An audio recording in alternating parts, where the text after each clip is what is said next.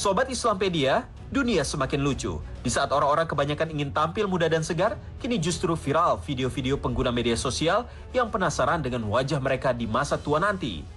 Melalui filter wajah yang tersedia di aplikasi TikTok, para pengguna media sosial hingga para influencer berlomba-lomba untuk menunjukkan gambaran bagaimana wajah mereka di hari tua. Lihat saja perbandingannya.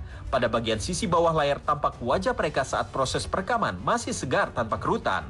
Sementara pada bagian atas layar, tampak wajah mereka setelah menggunakan filter berubah menjadi penuh keriput serta beruban.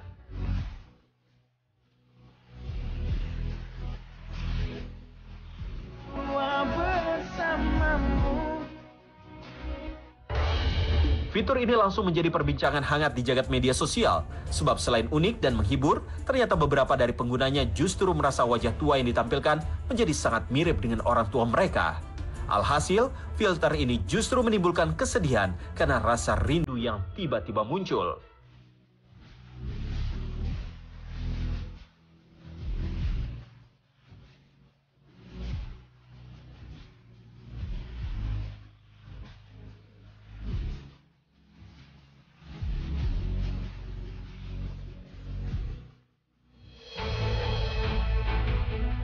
Sebagai orang beriman, inovasi teknologi seperti ini selayaknya tidak hanya digunakan sebagai hiburan semata, tetapi juga pengingat bagi kita bahwa usia tua adalah sebuah keniscayaan yang tak dapat dihindari.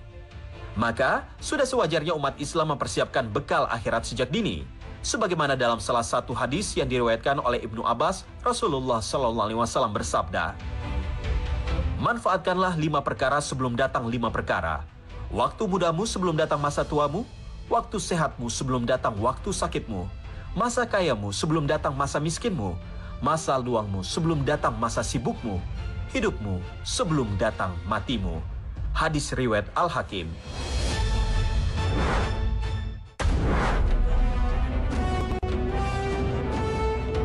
Sobat Islampedia, dalam ajaran Islam, usia 40 tahun ternyata dianggap sebagai usia yang istimewa. Pada usia ini, manusia dipandang telah memasuki tonggak awal kemapanan. Rasulullah pun diangkat sebagai nabi oleh Allah pada usia 40 tahun. Namun pada usia ini pula, seseorang memasuki masa paling krusial dalam hidupnya. Apakah ia akan menghabiskan sisa umurnya sebagai orang soleh, atau justru sebaliknya? Bagi kaum sufi, usia 40 tahun dianggap sebagai pintu gerbang menuju Allah Subhanahu wa Ta'ala. Seorang sufi besar, Syekh Abdul Wahab bin Ahmad Asy-Sya'rani, dalam kitab Bahrul Maurud menuliskan sebuah pengingat yang sangat dalam maknanya. Telah diambil perjanjian dari kita, apabila umur telah mencapai 40 tahun, hendaklah bersiap-siap melipat kasur dan selalu ingat pada setiap tarikan nafas bahwa kita sedang berjalan menuju akhirat, sampai tak merasa tenang lagi rasanya hidup di dunia. Pesan ini mengisyaratkan bahwa pada usia 40 tahun sudah seharusnya kita mengurangi jam istirahat dan memperbanyak waktu ibadah. Maka tidak heran jika di masyarakat Indonesia terdapat istilah malu sama umur. Ungkapan tersebut berguna untuk menegur orang-orang yang sudah berusia tua namun masih senang berbuat kemaksiatan. Allah Subhanahu wa Ta'ala sebenarnya sudah memberi panduan doa bagi kita untuk dapat diamalkan di usia-usia mendekati setengah abad. Sebagaimana yang tertuang dalam Quran, surat Al-Ahqaf ayat 15, Allah berfirman, "Sehingga apabila dia telah dewasa dan umurnya mencapai 40 tahun dia berdoa, 'Ya Tuhanku, berilah aku petunjuk agar aku dapat mensyukuri nikmat-Mu yang telah Engkau limpahkan kepadaku dan kepada kedua orang tuaku, dan agar aku dapat berbuat kebajikan yang Engkau ridhoi. Dan berilah aku kebaikan yang akan mengalir sampai kepada anak cucuku. Sesungguhnya aku bertobat kepada Engkau, dan sungguh aku termasuk orang muslim.'" Quran Surat Al-Ahqaf ayat 15.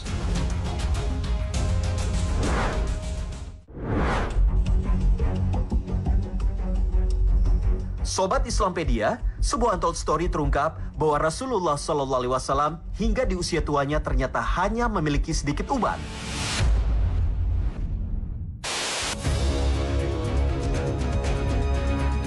Imam At-Tirmizi dalam bukunya yang berjudul Syama'il Al-Muhammadiyah meriwayatkan, sahabat-sahabat Nabi pernah menghitung jumlah uban putih pada kepala dan jenggot Rasulullah yang ternyata hanya berkisar 14 helai. Riwayat lain dari Abu Rimsah At-Taimi justru menyebutkan bahwa warna uban pada rambut Rasulullah bukan putih, melainkan merah. Namun, bukan hanya keberadaan uban Rasulullah yang menarik, melainkan juga peristiwa di balik kemunculan uban tersebut. Diriwayatkan dari Ibnu Abbas, Abu Bakar pernah berkata kepada Rasulullah bahwa kepalanya beruban. Lantas beliau menjawab, "Telah membuatku beruban surat Hud, Al-Waqiah, Al-Mursalat, Amma Yatasa'alun, dan Izasi Syamsu Kuwirat." Hadis riwayat At-Tirmizi, Al-Hakim, Abu Aim. Ya sobat, ternyata Rasulullah beruban karena menahan beratnya pesan wahyu yang dinubatkan kepadanya. Hal ini antara lain karena dahsyatnya isi kandungan yang ada di dalam wahyu tersebut, seperti penjelasan tentang huru-hara hari kiamat dan kejadian-kejadian yang menimpa umat-umat terdahulu. Sebenarnya, ini bukan kali pertama Rasulullah merasakan beratnya menerima wahyu. Ada banyak peristiwa yang menyertai turunnya Al-Quran kepada Rasulullah SAW, termasuk rasa dingin yang menggigil hingga membuat beliau jatuh pingsan. Namun, Ibnu Abbas dalam tafsir Al-Qurtubi pernah berkata bahwa tidak ada ayat Al-Quran diturunkan kepada Rasulullah yang lebih memberatkan dan menyulitkan daripada surat Hud ayat 112 yang isinya agar Muslim istiqomah di jalan yang benar.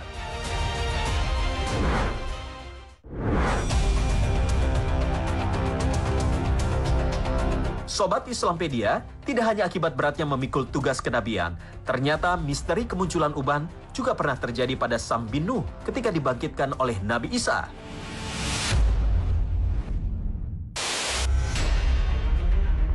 Untold Story terungkap dalam tafsir At-Tabari. Ibnu Abbas mengisahkan pada suatu ketika orang-orang Hawari berkata kepada Nabi Isa alaihissalam, "Seandainya engkau mampu membangkitkan seorang laki-laki yang pernah menyaksikan bahtera Nabi Nuh, tentu ia bisa bercerita kepada kami tentangnya."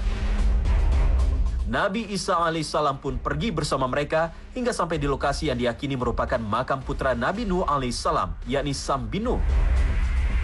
Nabi Isa kemudian berdoa kepada Allah agar dapat membangkitkan mayat Sam bin Nuh seraya berkata, "Bangunlah atas izin Allah." Tiba-tiba Sam bin Nuh bangkit sembari menggoyang-goyangkan tanah di kepalanya yang ternyata sudah beruban. Lantas Nabi Isa bertanya kepadanya, "Apakah seperti itu keadaanmu saat meninggal?" Ia menjawab, "Tidak. Saat meninggal dunia, justru aku masih muda. Namun aku mengira sekarang ini kiamat. Karena rasa takut akan kiamat itu, aku beruban." Ya sobat, kisah ini memberi gambaran betapa mengerikannya ancaman hari kiamat hingga dapat membuat rambut Sam bin Nuh mendadak berubah menjadi beruban. Hal ini sejalan dengan firman Allah Subhanahu wa taala dalam Al-Qur'an surat Abasa ayat 33 sampai 36. Maka apabila datang suara yang memekakkan tiupan sangkakala yang kedua, pada hari itu manusia lari dari saudaranya dan dari ibu dan bapaknya dan dari istri dan anak-anaknya. Quran Surat Abasa ayat 33 hingga 36. Wallahu alam bisawab. Sahabat Islampedia, bagaimana sejarah uban di manusia? Aduh, kita lihat nih, udah pada ubanan belum yang nonton ini kan? Ada beberapa riwayat menyampaikan bahwa sejarah uban ini pertama kali ada pada Nabi Ibrahim alaihissalam. Jadi yang pertama kali beruban itu di antara manusia itu Nabi Ibrahim alaihissalam. Padahal nabi-nabi sebelumnya juga kan ribuan tahun ya. Nabi Adam hampir 1000 tahun, Nabi Nuh juga 1000 tahun, masa mereka tidak ubanan? Ya, wallahu alam. Tapi ada kisah tentang uban pada Nabi Ibrahim alaihissalam. Ketika Nabi Ibrahim alaihissalam beliau melihat di air, ya, lalu karena orang dulu berkacanya dengan air. Lalu ketika dilihat di air itu ada rambut putih. Yang kala itu mungkin belum tahu ini kok ada rambut yang warnanya putih nih. Lalu setelah itu Nabi Ibrahim seolah bermunajat kepada Rabbnya, "Ya Allah, apa ini gerangan? Apa ini gerangan?" Maka Allah Subhanahu wa taala memberikan wahyunya bahwa itu adalah tanda kebaikan. Tanda kebaikan yang ada padamu. Maka ketika melihat bahwa ini adalah tanda kebaikan, apa yang didoakan oleh Nabi Ibrahim? Nabi Ibrahim justru minta diperbanyak rambut putih ini, diperbanyak uban ini. Supaya apa? Supaya tanda kebaikan itu makin banyak di rambut beliau, di kepala beliau yang mulia. Bayangkan, subhanallah. Oleh sebab itu juga kalau kita lihat bagaimana Nabi SAW ketika bercerita tentang uban ini juga. Ada seorang datang kepada Nabi SAW bertanya tentang bagaimana hukumnya supaya uban ini bisa dihilangkan. Nabi SAW justru menceritakan bahwa uban ini adalah cahaya buatmu nanti di akhirat. Maka mereka yang dalam kondisi tua, penuh dengan keimanan, banyak beramal saleh, menjadi hamba yang baik, ubannya itu nanti di akhirat akan menjadi cahaya. maka berbahagialah mereka yang sampai kondisi tua jumpa dengan ubannya dalam kondisi baik, beribadah dan beramal soleh kepada Allah Subhanahu wa taala, berislam dengan baik, maka uban yang ada dalam rambutnya itu nanti akan menjadi cahayanya di akhirat.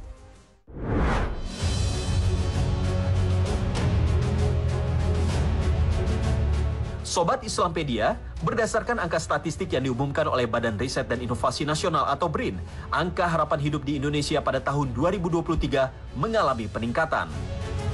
Untuk laki-laki sebesar 69,4 tahun, sementara perempuan menjadi 73,5 tahun. Angka ini menjadi salah satu gambaran rata-rata umur penduduk di Indonesia. Ternyata, hal tersebut juga sejalan dengan hadis Nabi Muhammad SAW yang diriwayatkan oleh Abu Hurairah. Usia umatku umumnya berkisar antara 60 sampai 70 tahun. Jarang sekali di antara mereka melewati angka itu. Hadis riwayat At-Tirmizi. Usia umat Rasulullah SAW memang tidak sepanjang usia umat-umat terdahulu. Dalam berbagai hadis disebutkan bahwa umat-umat terdahulu memiliki umur ratusan hingga ribuan tahun. Seperti Nabi Adam dan Nabi Nuh yang berumur hingga 1000 tahun. Serta Nabi Ibrahim dan Nabi Daud yang mencapai 100 tahun. Kondisi ini sempat membuat iri para sahabat Nabi ketika beliau menceritakan umat Bani Israel yang rajin beribadah selama hidup ratusan tahun lamanya. Lantas Rasulullah SAW pernah mengadukan pendeknya usia umat beliau itu kepada Allah Subhanahu wa taala. Dengan penuh kasihnya, Allah Subhanahu wa taala menjelaskan, meski usia umat Islam lebih pendek dari umat lain, tetapi Allah Subhanahu wa taala telah menganugerahkan banyak keutamaan dalam ibadah-ibadah umat akhir zaman ini. Salah satunya adalah malam Lailatul Qadar, yaitu malam yang nilai ibadah di dalamnya lebih dari ibadah selama 1000 bulan.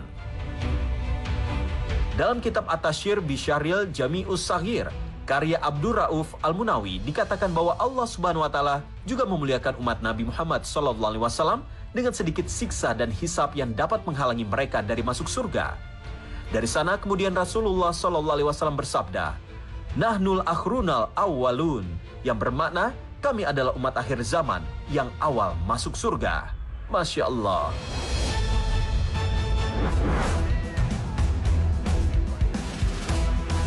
Sobat Islampedia, secara harfiah, umur selayaknya rezeki telah ditetapkan kadarnya dan dituliskan dalam kitab Lauhul Mahfuz sejak manusia itu diciptakan.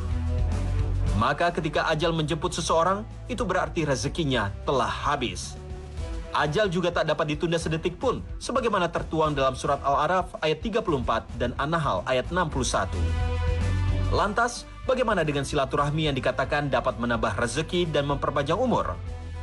Sebagaimana dalam hadis yang diriwayatkan Al-Bukhari dan Muslim bahwa Rasulullah SAW bersabda, "Barang siapa yang ingin dilapangkan rezekinya dan ditangguhkan ajalnya, dipanjangkan umurnya, hendaklah ia bersilaturahmi." Ada pendapat dari Ibnu Hajar Al-Asqalani dalam Fathul Bari dan An-Nawawi dalam Syarah Sahih Muslim yang memadukan pertentangan di antara kedua dalil tersebut. Pertama, penambahan umur yang dimaksud dalam hadis adalah kiasan mengenai berkahnya usia. Artinya, dengan bersilaturahmi seseorang akan diberi ketaatan dan kemudahan untuk mengisi hidupnya dengan hal-hal yang bermanfaat. Pendapat kedua, penambahan usia seperti yang disebut dalam hadis memiliki makna dalam arti sebenarnya. Namun yang dimaksud penambahan usia adalah terkait dengan catatan pada sisi malaikat yang ditugasi Allah mengurus umur manusia. Misalnya, dikatakan kepada malaikat bahwa usia fulan 100 tahun jika ia bersilaturahmi. Dan jika memutus silaturahmi, maka usianya hanya 60 tahun. Sedangkan Allah sebenarnya telah mengetahui apakah fulan akan bersilaturahmi atau memutus silaturahmi. Semuanya telah diketahui dan ditakdirkan oleh Allah sehingga tidak akan berubah sebagaimana dijelaskan dan disepakati oleh para ulama. Wallahu a'lam bishawab. Hey guys, yeah, I just see you. Sobat Islampedia, di media sosial tren The New Grey yang memperlihatkan mereka yang lanjut usia namun tampak energik dan bahagia sempat viral dan membuat iri dalam hal positif. Ya, konsep The New Grey ini seakan-akan membawa afirmasi positif bahwa menjadi tua tidak perlu ditakuti dan wajib dinikmati dengan segala keunikannya.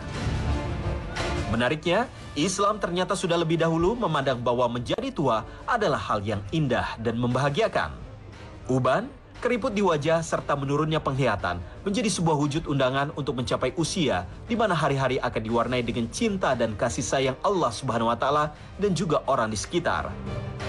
Di masa Rasulullah SAW, kaum muslimin sering mendatangi Khulafa ar-Rasyidin dan meminta bantuan untuk segala para lansia. Khalifah Abu Bakar Asy-Syiddiq radhiyallahu anhu misalnya sering menafkahi dan membantu warga lanjut usia, terutama para janda yang telah tua. Bahkan beliau memerah air susu kambing milik mereka untuk diantarkan pada pemiliknya. Sampai-sampai salah seorang cucu para janda tua itu menyebut Khalifah Abu Bakar sebagai tukang perah susu kambing kita. Lalu, amalan apa saja yang bisa membuat masa tua menjadi bahagia? Pertama, perhatikan ibadah-ibadah wajib yang sifatnya individual. Jangan lupa untuk ditambahkan sunnahnya. Kedua, biasakan untuk bertahmid, bertasbih, dan istighfar. Ketiga, biasakan tetap aktif dalam talabul ilmi atau menghadiri majelis ilmu. Nabi SAW bersabda, Allah tidak akan menerima argumen kepada seseorang yang Allah tunda ajalnya hingga mencapai 60 tahun. Hadis riwayat Bukhari.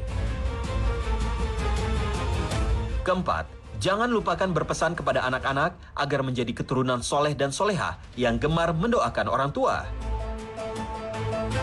Insya Allah, umur tua akan Allah Subhanahu wa taala jadikan momen yang indah yang penuh dengan lindungannya.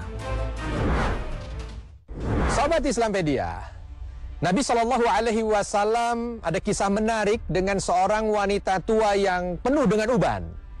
Apa dia kisahnya? Ketika Nabi SAW menyampaikan tentang indahnya surga, indahnya surga, indahnya surga. Lalu di situ dilihat ada seorang wanita tua yang ikut mendengarkan apa yang disampaikan oleh Nabi SAW. Maka Nabi SAW menyampaikan bahwa di surga nanti tidak ada orang yang tua. Tidak ada orang tua masuk ke dalam surga. Tiba-tiba nenek ini tadi menangis.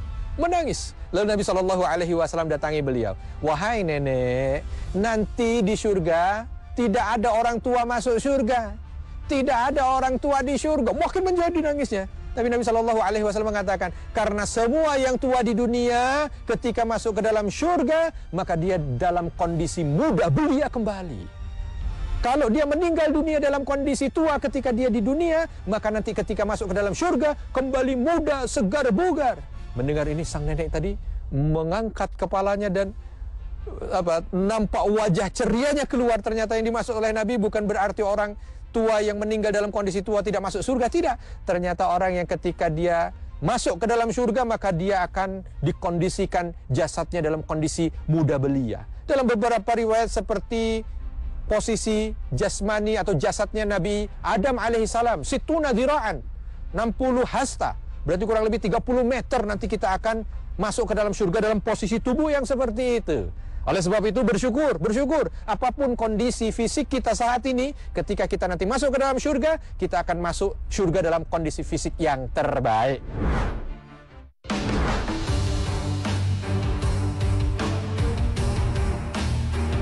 Sobat Islampedia, banyak dari umat beriman yang masih mengeluh ketika memasuki usia tua. Terutama di usia renta yang menimbulkan berbagai komplikasi penyakit, baik akibat pola hidup yang kurang sehat ataupun akibat penyakit kronis lainnya. Misalnya, penyakit berkurangnya penglihatan akibat rabun senja, tidak bisa berjalan akibat stroke, atau gejala nyeri yang terus-menerus akibat saraf kejepit. Gejala-gejala ini erat dikaitkan dengan penyakit tua yang sulit dihindari oleh para lansia. Padahal ketika menghadapi masa-masa itu, orang-orang beriman justru seharusnya menambah kedekatannya pada Allah Subhanahu wa taala dengan cara bersabar, bersyukur, dan senantiasa memohon ampunannya. Sebab dalam hadis riwayat Muslim, Rasulullah SAW menjelaskan bahwa tiada satu umat muslim pun yang tertusuk duri kecuali baginya ampunan dosa di sisi Allah Subhanahu wa taala. Apalagi jika sakit yang dialami orang tersebut mengantarkannya kepada kematian. Sebab jumhur ulama berpendapat bahwa penyakit itu berpeluang menjadi penghapus dosa baginya jika ia bersabar. Sehingga ia dapat diterima di surga Allah Subhanahu wa taala ketika di akhirat kelak. Bahkan dalam hadis lain diceritakan bahwa ketika di hari kiamat orang-orang sehat justru akan berharap menjadi orang yang sakit dan ditimpa ujian selama di dunia. Sebagaimana yang disampaikan Nabi SAW dalam sabdanya, manusia pada hari kiamat menginginkan kulitnya dipotong-potong dengan gunting ketika di dunia, karena mereka melihat betapa besarnya pahala orang-orang yang tertimpa cobaan di dunia. Hadis riwayat Baihaqi. Sahabat Islampedia, adakah umur kedua bagi kita sebagai umat Islam? Kalau yang dimaksud umur kedua ini adalah ketika dia meninggal hidup lagi, tentu tidak ada. Tetapi ketika yang dimaksud adalah ketika dia meninggal dunia, tapi pahala dan amal solehnya masih bisa dia rasakan, nah yang ini ada. Dan seolah ini merupakan umur kedua juga kan? Kenapa?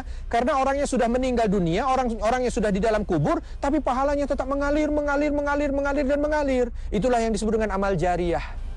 Idza mata ibnu Adam inqata amaluhu illa min salas. Kalau meninggal anak Adam, maka terputus semua amal ibadahnya kecuali 3 perkara. 3 perkara saja yang akan mampu membuat dia tetap hidup seolah. Yang pertama adalah apa? Ilmu yang bermanfaat. Ketika dia memiliki ilmu, dia ajarkan selama hidupnya ini, ilmu ini mampu untuk bisa memberikan manfaat kepada orang lain, maka selama manfaat itu ada pada orang itu, pahalanya akan mengalir. Ilmu mengajarkan dia membaca Al-Quran, sehingga orang itu bisa terus membaca Al-Quran, maka pahalanya akan mengalir pada mereka yang mengajarkannya. Memberantas buta huruf, sehingga orang bisa hidup, bisa kerja, karena dia bisa membaca, pahalanya akan mengalir. Yang kedua, sedekah jariyah. Sedekah jariyah adalah sedekah yang diberikan untuk hal-hal yang punya nilai panjang, untuk hal-hal yang punya value, manfaat yang luas.